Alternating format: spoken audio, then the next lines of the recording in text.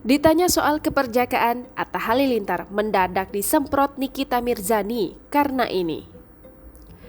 Mendadak ditanyai soal keperjakaan oleh Nikita Mirzani, Atta Halilintar mengurai jawaban tegas.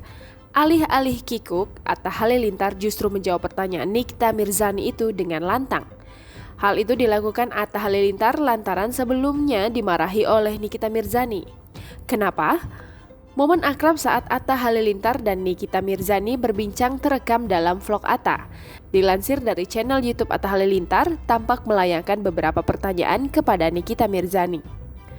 Mendengar Atta Halilintar berujar soal usia, Nikita Mirzani spontan bertanya. Nikita Mirzani bertanya apakah Atta Halilintar masih perjaka atau tidak. Mendengar pertanyaan Nikita Mirzani, Atta Halilintar spontan menjawabnya. Jawaban lantang Atta Halilintar itu rupanya beralasan, sebab sebelumnya Atta Halilintar sempat dimarahi Nikita Mirzani. Omelan Nikita Mirzani itu bermula kala ia membahas soal konten YouTube dengan Atta Halilintar. Menghadirkan Nikita Mirzani sebagai bintang tamu, Atta mengaku sudah mempersiapkan materi dengan baik, termasuk persiapan soal meminta khusus kepada narasumber yang dalam hal tersebut adalah Nikita Mirzani. Atta ingin agar Nikita Mirzani datang ke podcastnya dengan memakai bra.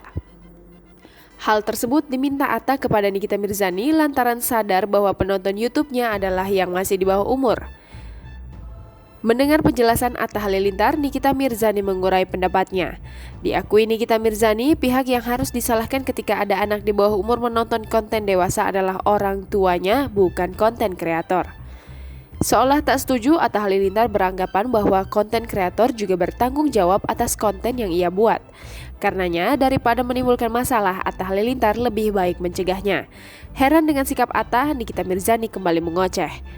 Terutama saat tahu editor Atta Halilintar sampai harus memblur beberapa bagian di video Nikita Mirzani sebelum tayang.